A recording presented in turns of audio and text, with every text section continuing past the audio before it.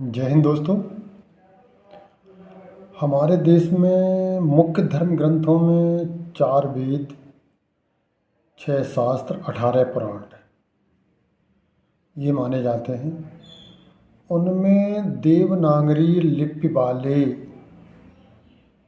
भाषाई क्षेत्रों में भगवत गीता असंख्य लोगों ने काम किया है।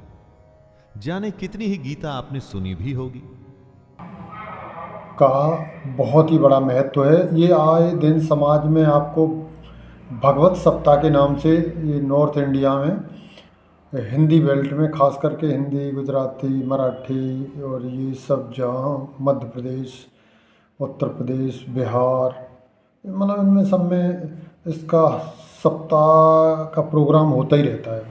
अब ये सप्ताह का प्रोग्राम कैसे किया गया, कैसे बहुत पहले से चलता आया होगा। और इसकी जो लास्ट में इतश्री होती है वो भंडारे के रूप में होती है। भंडारे मतलब भोजन वोजन करते हैं और लोग चले जाते हैं।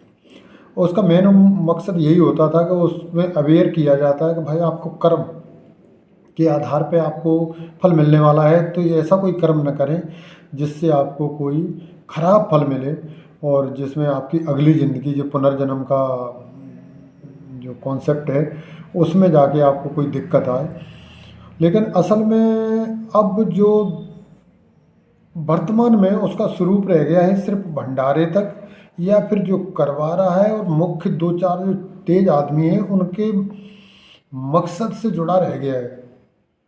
वो अक्सर क्या करते हैं कि या तो कोई इलेक्शन होगा, छोटा मोटा इलेक्शन में ऐसे उदाहरण दे सकता हूँ जहाँ पे सरपंच या प्रधानी का चुनाव सिर्फ ये भगवत का पाठ सप्ताह कराने से, भंडारा कराने से और जीत जाते लोग। इतने मतलब लोगों को लगता है कि बहुत बड़ा दयालु है और बहुत अच्छा है, लेकिन हकीकत में वो उसके पीछे मकसद उसका यही था कि ये करवा देंगे, लोगों को एक बार खिला पिला देंगे, सबको हाथ जोड़ के और भाई कैसे हो, ठीक हो, बस इतना जान ले। लोग जानेंगे यार हमें जानता है और इतनी सुन लेता है, यही बहुत बड़ी बात है। लोगों को ये नहीं है कि वो खाने से कुछ बड़ी लालच है, लेकिन उसके पीछे उनको लगता है कि यार वो हाथ जोड़े मेरे सामने खड़ा और सबसे बात कर रहा था और इतना नर्म कौन है, क्योंकि इससे पहले उन्होंने इतना नर्म रवैया वाला या नर्म व्यवहार वाला देखा नहीं होता है। पर वो है तो वो भी बगला ही है। बगला को समझने में थोड़ा सा समय लगता है ना लोगों को, लेकिन इसके अलावा उनके पास ऑप्शन भी नहीं है, क्योंकि बगला तो वो भी है लेकिन वो कम से कम सफ़ेद नहीं दिखता, ये सफ़ेद तो दिखता है, कुछ तो लगेगा कि भोला है। तो ऐसे करके वो बहुत, और इसका मकसद यही रहेगा। अब हम जिंदगी अक्सर वर्तमान में ही जीते हैं, संघर्ष करते हैं। उनमें संघर्ष करते समय कुछ नैतिक कार्य आ जाते हैं, कोई अनैतिक आ जाते हैं, जिसके लिए कोई दंड का प्रावधान धार्मिक ग्रंथों का है भी नहीं, और होगा तो उसको वो मान्य भी नहीं है।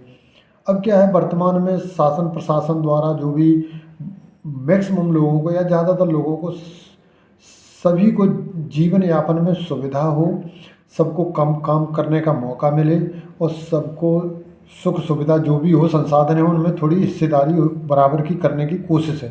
वैसे तो कर्म के हिसाब से हिस्सेदारी भी अप डाउन हो जाती है, लेकिन ये कोशिश है, उसको हमारे देश में उसको संविधान कहते हैं। हमें ये लगता है कि अब हमें सप्ताह के रूप में इसको प्रचार प्रसार में लाना चाहिए।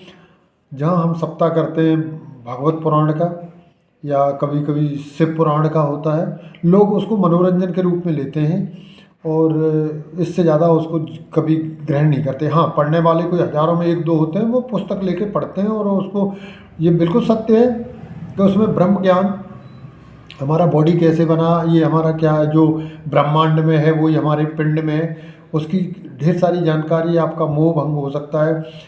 और भगवत गीता तो इसलिए फेमस है, कृष्ण भगवान ने उसमें गीता में तो खुद ही एक अर्जुन के माध्यम से सभी की शंकाओं का, मतलब जो वर्तमान में जीवन में शंकाएं होती हैं उनका ज़्यादातर समस्याओं का समाधान किया है, और वो फैक्ट भी हैं। पर अब चलने का कोई काम नहीं रह गया, चलते नहीं हैं लोग। मतलब जो जो उसको पढ़ रहा है वो चल रहा है, वो समाज से कट गया है, समझ लो, आप समझ लो कि यदि वो उस पर अमल कर रहा है तो वो बाकी सामाजिक प्राणी रहा ही नहीं है।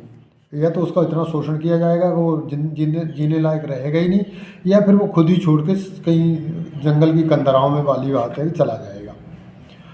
अब हमें चाहिए कि ये सप्ताह के रूप में ले, हम भंडारा ना करें, लेकिन ये जगह जगह पे इनका प्रचार प्रसार हो, कानून के बारे में जानकारी मिले, लोगों को अवेयर हो, लोग जाने भी कि भाई ये हम गलत काम, ये अनैतिक है, ये गलत काम अपराध की श्रेणी में आता है, इसमें हमें ये सज़ा मिलेगी, और ये काम करते रहेंगे तो हमें सज़ा नहीं मिलेगी, तो कुछ ना कुछ अपराधों में कमी आएगी, है ना। क्योंकि धर्म ग्रंथों के आधार पर जिया तो वर्तमान के संघर्ष के आधार पे, और वो उसके सज़ा पनिशमेंट के आधार पे ही लोग डिसाइड करते हैं कि हमें क्या करना चाहिए और क्या नहीं करना चाहिए। तो कुछ लोग तो दोनों के ही बीच में पिसने जैसा काम मतलब हो रहा उनका, जैसे पिस रहे हों। कभी उनको एग्जाम्पल दिया जाता हमारे धर्म ग्रंथ में ये कहा गया है, थोड़ी देर में पता लगता है कि वो पुलिस आ गई है, तो बोला धर्म ग्रंथ एक तरफ रखो और इधर चलो, जेल में तुमने गलत किया। तो वो दोनों कानूनी दांव पे जो धर्म ग्रंथ के बीच के वचनों में उसमें फंसे रहते। बेहतर हो कि सबको इसी के बारे में जानकारी दी जाए, और वो सप्ताह के रूप में गांव-गांव और शहर-शहर जितना हो सकता है वो लोग उसको प्रचार प्रसार करें, लोगों को जानकारी मिले। और जानकार तो बहुत है, जानकारी देने वाले तो ढेर सारे अधिवक्ता के रूप में घूम रहे हैं, जो हाँ उनका भी क्या वो हो जाएगा, एक तरह का रिवीजन हो जाएगा, कानून का रिवीजन हो जाएगा, लोग पूछेंगे करेंगे तो वो उनको जहाँ प्रैक्टिस करने की 2-2 साल तक कोर्ट में प्रैक्टिस करने का अभ्यास करते हो, बजाय उसके इनका 1 साल कर लेंगे तो उनको जानकारी मिल जाएगी, और हमारी ज़िंदगी में थोड़ा सा जानकारी ये आ जाएगी कि हमें क्या गलत है और क्या सही है और किस में पनिशमेंट मिलेगा, तो हो जाएगा। हमें ऐसा लगता था, तो मैंने अपनी बात रख दी, और बात अच्छी लगी हो तो शेयर करें, लाइक करें, सब्सक्राइब तो बाद में कर लेना आराम से, कोई जल्दीबाजी नहीं है। जय हिंद।